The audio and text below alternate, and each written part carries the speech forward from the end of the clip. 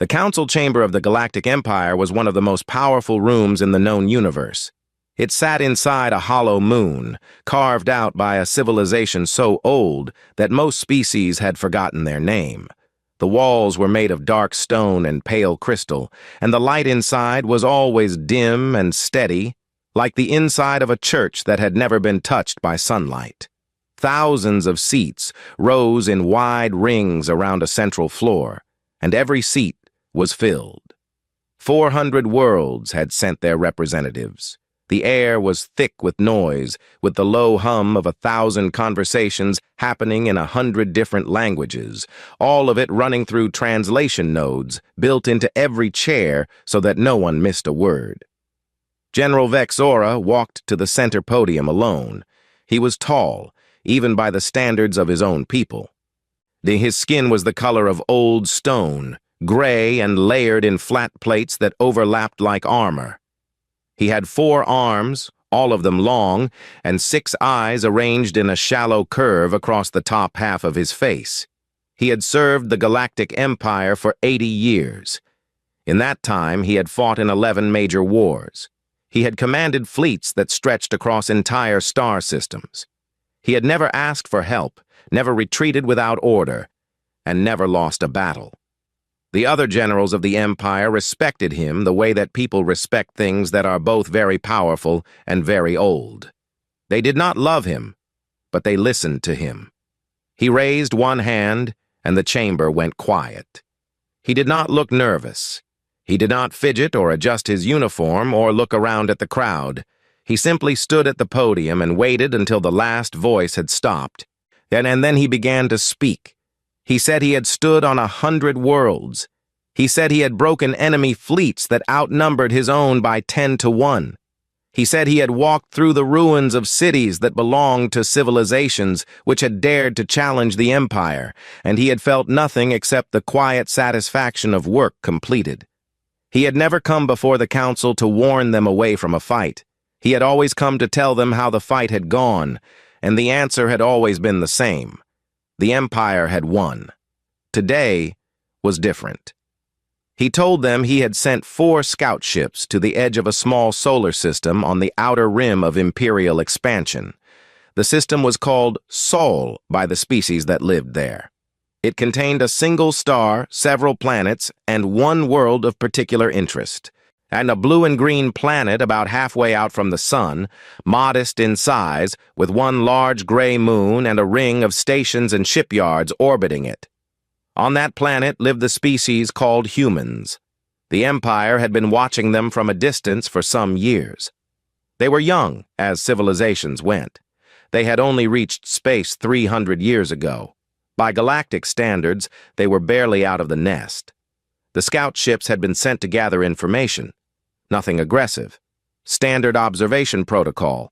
The same thing the Empire did with dozens of developing species every decade. The ships ran quiet. No active sensors. No transmissions. Just watching. Within 11 minutes of arriving at the edge of the system, the humans detected them, not with active scans, with passive ones. The humans had been running a monitoring network across the outer edge of their system and had been watching for exactly this kind of approach. They had, in other words, been waiting. A sound moved through the chamber at that. 11 minutes was fast. Even the Empire's own early warning systems would have taken longer to identify a ship running silent at that range. A few delegates leaned forward in their seats. Others exchanged looks. Vexora let the number sit in the air for a moment before continuing. When the scouts realized they had been detected, they began to pull back. They did not fire. They did not attempt contact. They simply turned and moved toward the edge of the system to make their exit. Standard protocol for a compromised observation mission. The humans responded by launching ships of their own, not warships, at least not in any shape the Empire's analysts had previously classified as combat vessels. They looked like freight haulers, big and blocky, the kind of ships that species used to move cargo between nearby moons. But they moved with a precision that no cargo hauler should have been capable of. They cut through space in tight, efficient paths, and they moved fast. They were chasing the scouts.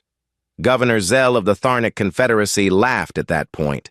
He was a large and confident man who ran one of the wealthiest systems in the Empire and had never been in a real battle in his life. He said, loudly enough for half the chamber to hear, that this sounded like a bluff, a primitive civilization trying to look dangerous. He said the general was wasting the council's time. Vexora turned his 6 eyes toward Zell. He did not raise his voice. He did not change his expression. He simply looked at the governor the way that a very large and very patient animal might look at something small that had made a sound. Then he said, "That is what the scouts believed as well." He clicked the control on the podium.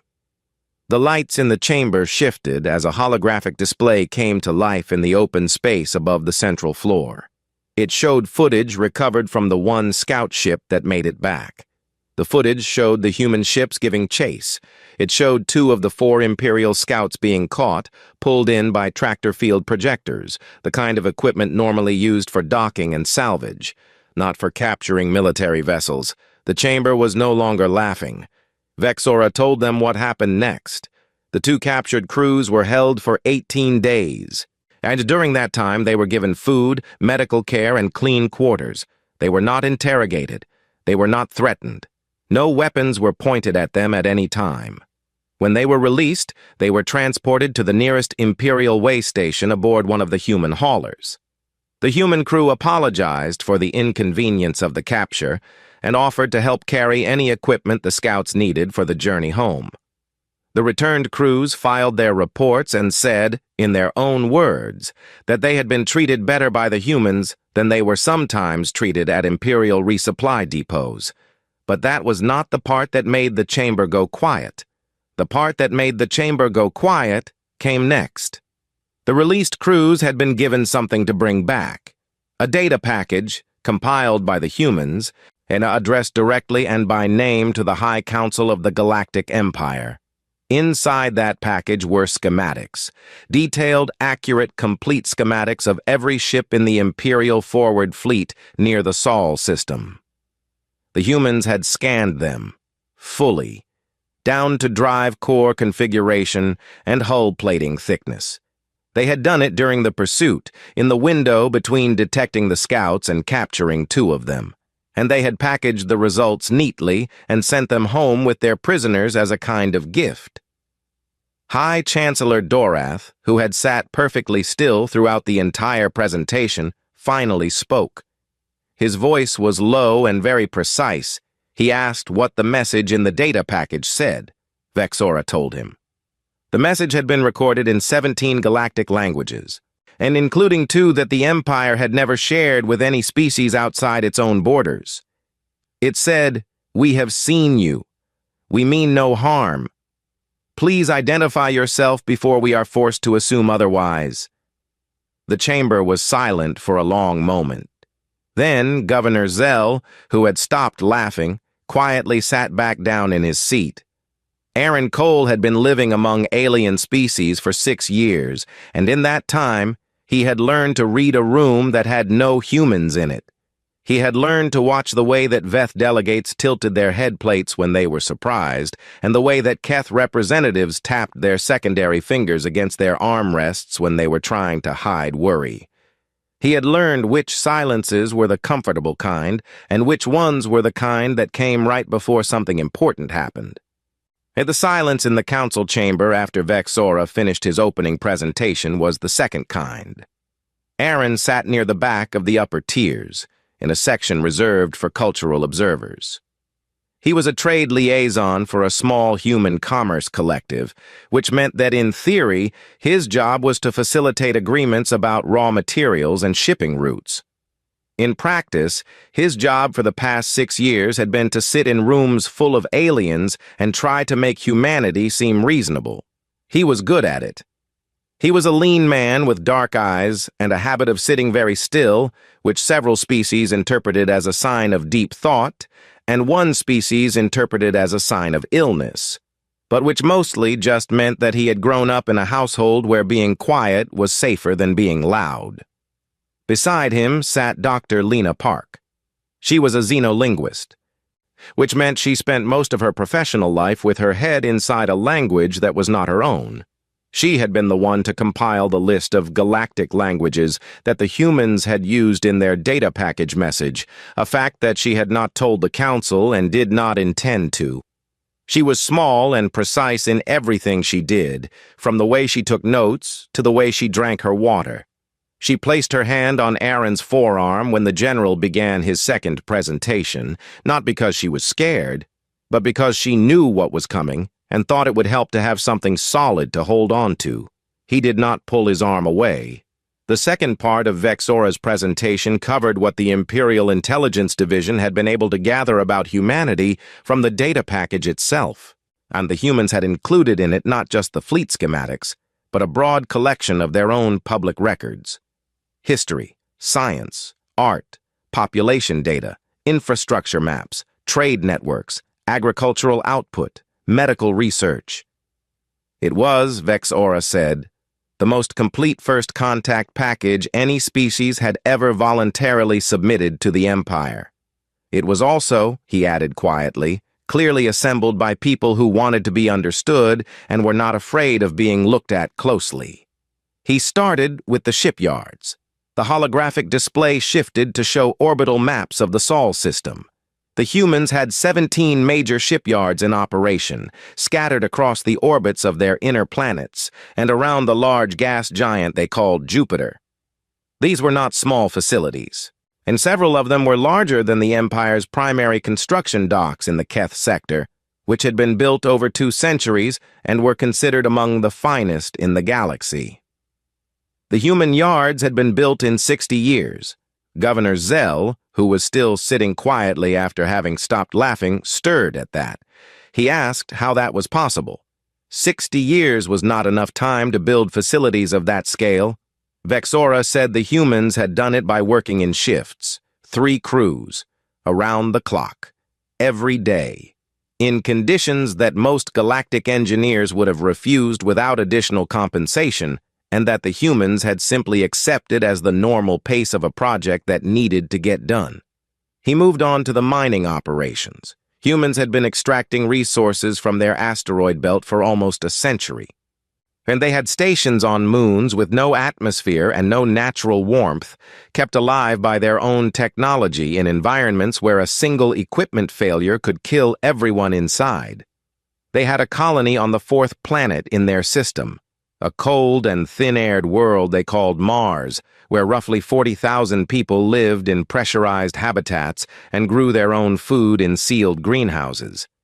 The colony was self-sufficient, had been for 20 years. Lena let go of Aaron's arm at some point during this section. She had opened her small notebook and was writing in it quickly, in the shorthand she used when she was thinking fast. Vexora then showed the Council footage from the capture of the 2 scout ships. This footage came from the human side. I included in the data package as if they had known the Council would want to see it from both angles. The human ships, which looked like haulers, moved with the kind of precision that only came from pilots who had spent years operating in tight orbital windows where the margin for error was measured in meters. They did not hesitate. They did not communicate with each other in any way that the Imperial analysts had been able to detect during the approach. They simply moved, as if each ship knew what the others were going to do without needing to be told. When the scouts were caught, the footage showed the moment of contact clearly. The tractor fields engaged, the scouts were pulled in, and within 30 seconds the hatches were being opened from the outside. The human crew that entered the scout ships was not in combat armor, and they wore standard work suits, the kind of thing a maintenance team would wear in a pressurized bay. They carried no visible weapons. The first human through the hatch on each ship held up both empty hands before doing anything else. A Veth delegate in the upper tier said something to her assistant that the translation nodes rendered as, "That is a very old gesture. It means the same thing in almost every language." The footage continued. The scout crews, who had every reason to expect the worst, were moved to a set of comfortable quarters inside the hauler. Meals were brought. A human medic checked them over, treating a minor injury that one of the pilots had gotten during the capture. The scout crews, according to their own later reports, spent most of those 18 days sleeping, eating, and talking among themselves. And because there was nothing else to do and no one was threatening them. The human crew, for its part, left them largely alone. A young man with short brown hair and a calm manner came by once a day to check if they needed anything. He introduced himself on the first visit as Kevin. He brought extra blankets on the third day because the temperature in the quarters was running slightly low, and he apologized for the delay in fixing it. Captain Dara Webb, the third human observer in the council chamber, sat 2 seats down from Aaron and Lena. She was a decorated officer in the Human Outer Reach Defense Force, attending the session as a military attaché. She had served on 3 different ships in her career and had done 2 tours of duty in systems where the work involved more than just patrol routes. She was not a person who was easily impressed, but watching the footage of Kevin the crew member bringing extra blankets to the captured Imperial soldiers, she felt something in her chest that she recognized as pride, simple and clean, without any complicated feelings attached to it. Vexora paused the footage. He told the council that the data package also contained something else. Alongside the public records and the fleet schematics and the first contact materials, the humans had included a single short document. It was not addressed to the council. It was addressed specifically to the crews of the captured scout ships, by name, in their own language.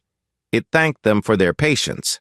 It said the humans understood that the situation had been stressful and that they hoped the scouts had been comfortable. It wished them a safe journey home. It was signed by the captain of the hauler, a woman named Carol Briggs. High Chancellor Dorath looked at the data for a long moment after Vexora finished. Then he asked the question that the whole chamber had been waiting for someone to ask. He asked, "What do they want?" Vexora said that as far as his analysts could determine, the humans wanted exactly what their message had asked for: to be recognized, to have a conversation, to not be treated as something to be absorbed without being consulted. He said that in his professional opinion, this was the most dangerous thing about them. The third section of Vexora's presentation took almost an hour. He had prepared it carefully, because he knew it was the part that the council would push back on the hardest. And he wanted to make sure there was nothing in it that could be easily dismissed. He began with a simple fact. Humans had been at war with each other for as long as they had written records. He let the chamber absorb that before he continued, because he knew what the reaction would be. Several delegates did exactly what he expected. They laughed. They exchanged glances. They made quiet comments about how this proved that humans were primitive, unstable, and not worth serious concern. A species that could not stop fighting itself was not a species that posed any real threat to a unified galactic empire with 300 fleets at its disposal. Vexora waited for the laughter to finish. Then he said, "Look at how they fought." The display shifted to show a timeline of human conflict. Centuries of it. He compressed into a visual that showed not just when wars happened, but how they changed over time. Early conflicts were small and local. Over centuries, they grew larger, more organized, more destructive. Then, in a period of roughly 200 years, something happened that very few species did on their own without outside influence. The humans developed weapons capable of destroying their entire civilization, and then they spent the next 100 years not using them. This was not a small thing. Vexora made sure the council understood that. He had studied more than 60 civilizations in his career. He had seen what happened when a species developed that level of destructive capability. In almost every case, at least one faction used it. Sometimes because they were desperate, sometimes because they miscalculated, and sometimes because one leader decided that the risk was worth taking. The result was always the same. The civilization collapsed to a level where rebuilding took centuries, if it happened at all. Humans had not done this. They had come close, many times, by their own records. There had been moments when the distance between a decision to fire and a decision not to fire had been measured in minutes, but each time someone had chosen not to. Not because they lacked the willingness to fight, Vexora said. They had shown repeatedly that they were willing to fight. But because enough of the people making the decision understood that using those weapons was not a war. It was an ending. He paused and looked out over the chamber. A species that can talk itself back from the edge of its own extinction is a species with something unusual inside it. Ah, he said. Most do not manage it. Humans did it more than once. That is not luck. That is a pattern. He moved on to their expansion into space. The early years had been brutal by any standard. The first human spacecraft were built with technology that the galactic community would have considered dangerously primitive. Their propulsion systems were unreliable. Their life support margins were thin. Their navigation tools were simple. In the first 50 years of human spaceflight, they lost more than 200 personnel to accidents, equipment failure, and environments that were simply not compatible with an unprotected human body. After every loss, Vexora said, they did the same thing. They stopped. They reviewed what had happened. They found out what had gone wrong. And then they built it again, differently, and tried once more. He pulled up a specific example from the human records.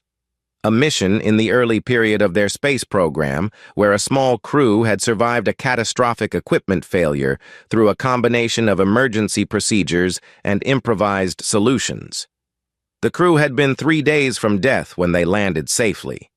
In the years afterward, human engineers had studied that mission so thoroughly that the lessons from it were still being taught to new crews 300 years later. Dara Webb, sitting in the observer section, knew that story well.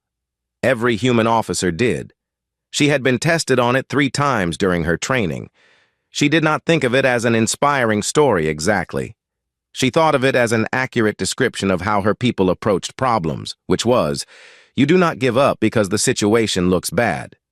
You look at what you have, you figure out what can still work, and you use it.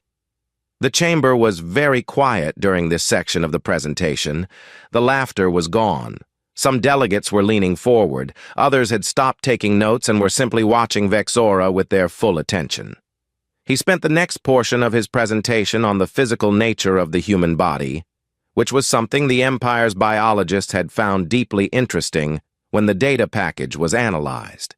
Humans were soft-bodied by galactic standards. No natural armor, no particularly impressive strength or speed compared to other advanced species. They were vulnerable to temperature extremes, to radiation, to a long list of pathogens and environmental conditions. On paper, they were not built for the kind of expansion they had achieved, but they had built tools for all of it. Suits that kept their bodies warm in the cold of space. Habitats that maintained pressure on airless moons. Medical treatments that extended their working lives and repaired damage that would have ended the career of almost any other spacefaring species.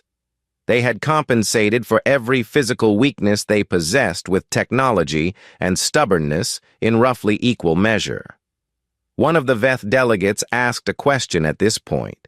She asked whether the humans ever complained about the conditions they worked in.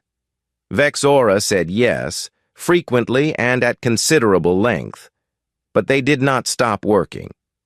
There was a small ripple of something through the chamber at that. It was not quite laughter and not quite unease. It was the sound of an audience that was starting to understand something and was not entirely sure how it felt about it.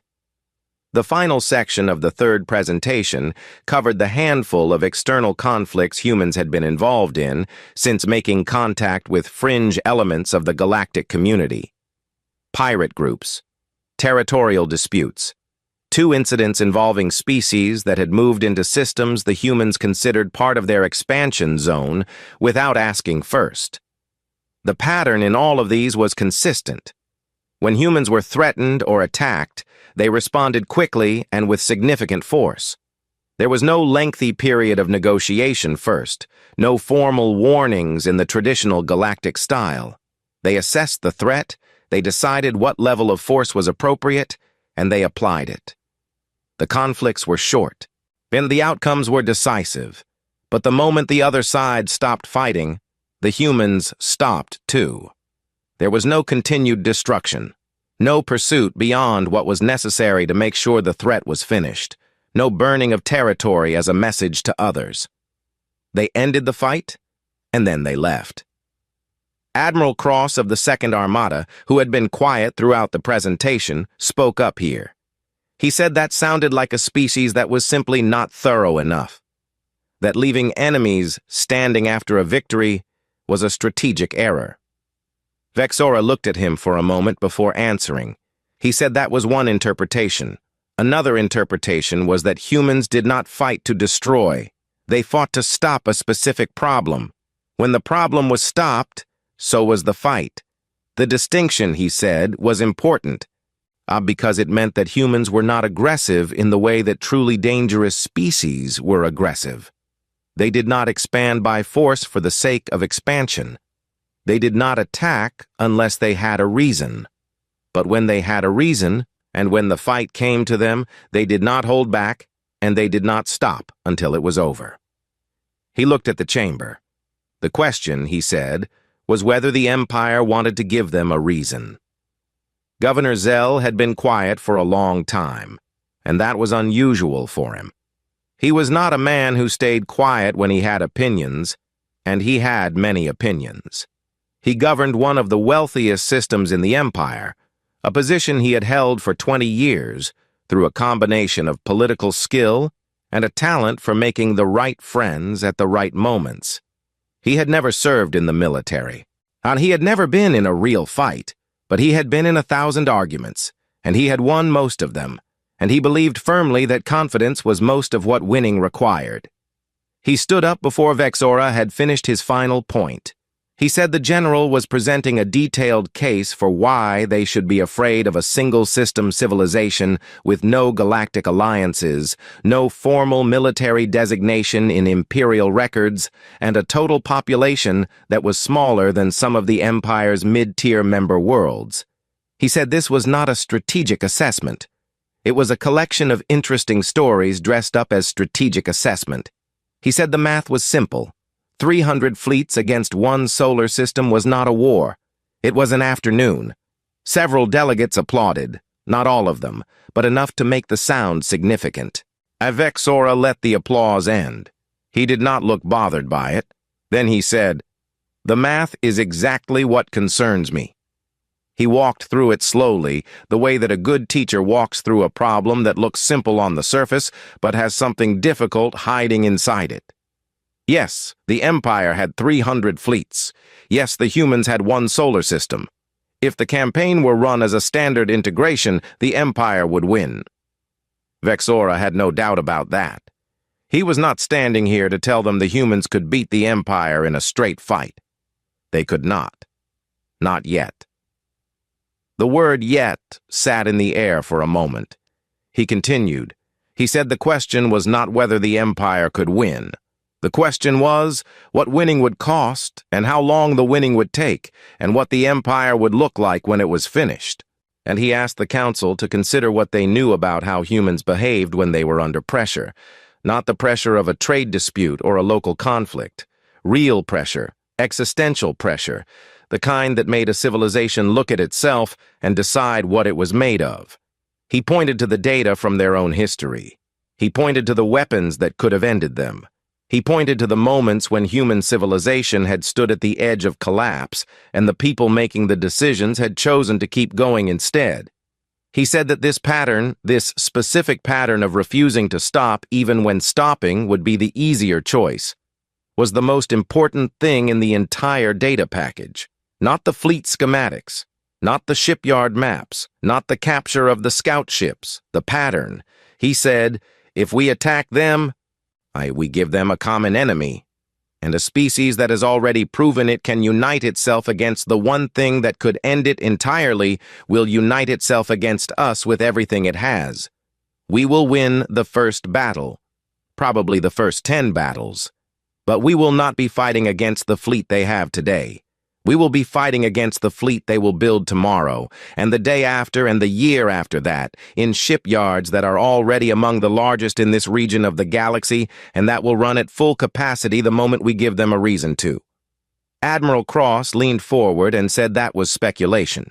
He said the Empire had integrated resistant civilizations before. It was not an easy process, but it was a manageable one. Vexora said, "Name one that had 17 major shipyards before first contact," and Cross did not answer.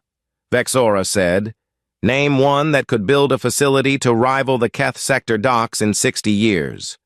Cross still did not answer.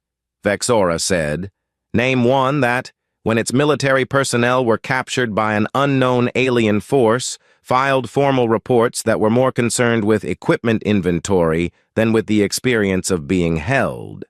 This last point was new. He clicked the control and brought up excerpts from the scout crew's debriefing reports, the ones they had filed after returning to the way station.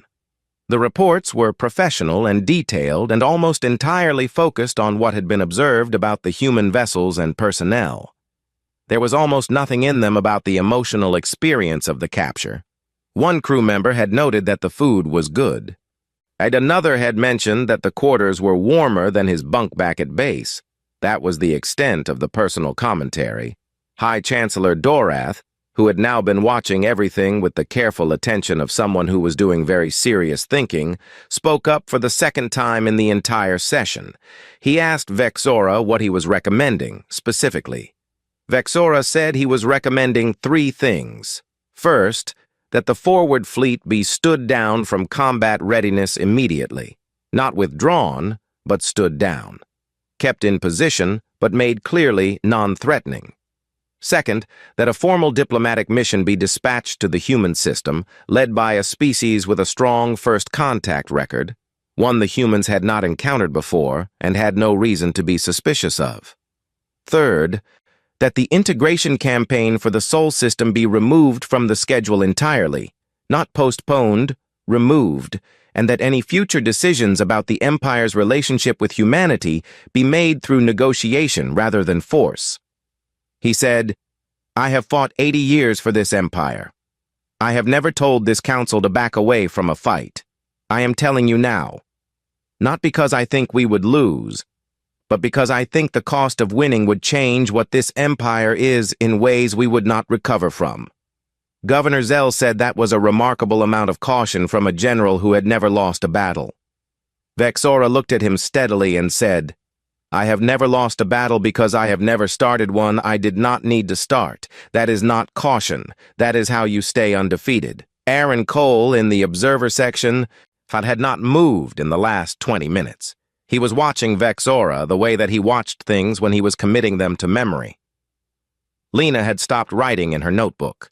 Dara Webb had her arms folded and her chin slightly raised, which was what she did when she was trying to hold her expression steady.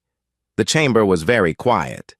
Then High Chancellor Dorath said that the council would recess for the evening and that formal debate would begin in the morning.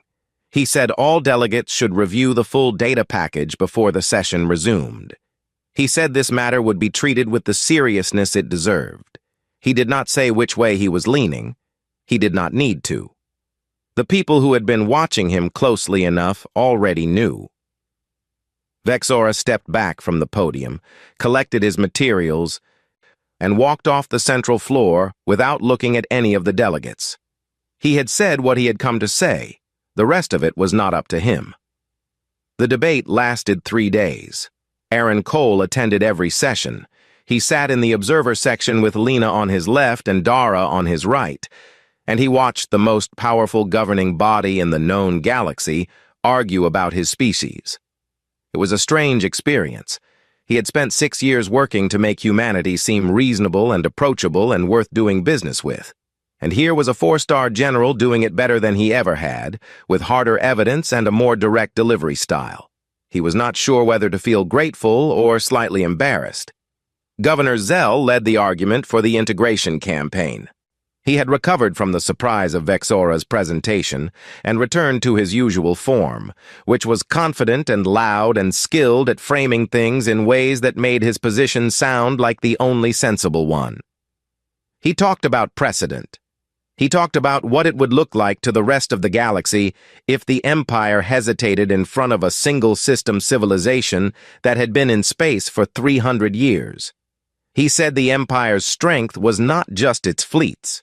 It was the certainty that the fleets would be used when they needed to be used. Hesitation, he said, was a message, and it was not a good one. Several delegates agreed with him. The ones who governed border systems were particularly worried about the precedent argument, and they had spent years managing small civilizations that pushed boundaries because they believed the Empire could be negotiated with. Showing softness in front of humanity would encourage others to try the same thing. Admiral Cross submitted a formal counter-assessment on the second day.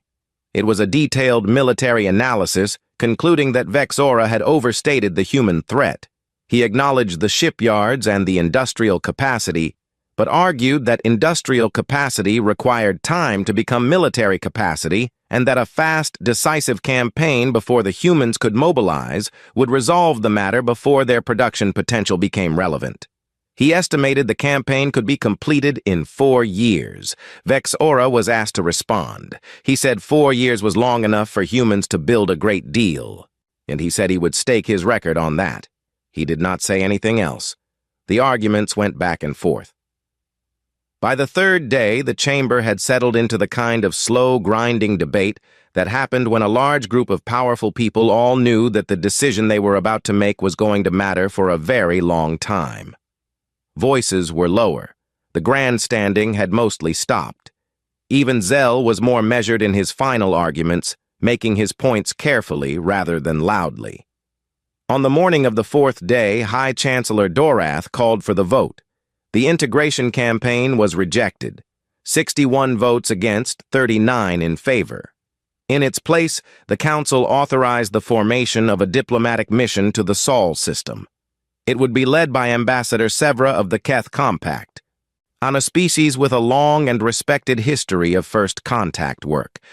The Keth were patient, careful, and known throughout the galaxy for their ability to build trust with civilizations that had reason to be suspicious of outsiders.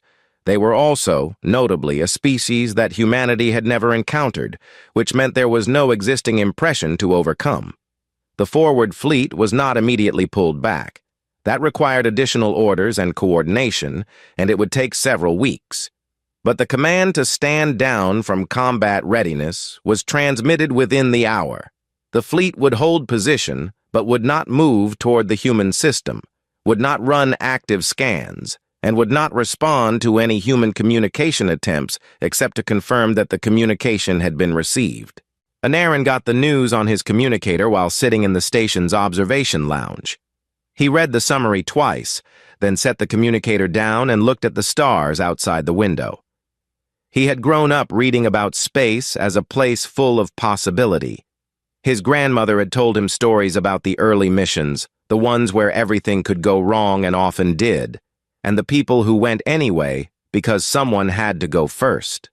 He had always thought of space as something that humans were growing into, slowly and with a lot of difficulty. He had not expected to be present when the galaxy decided how to think about them.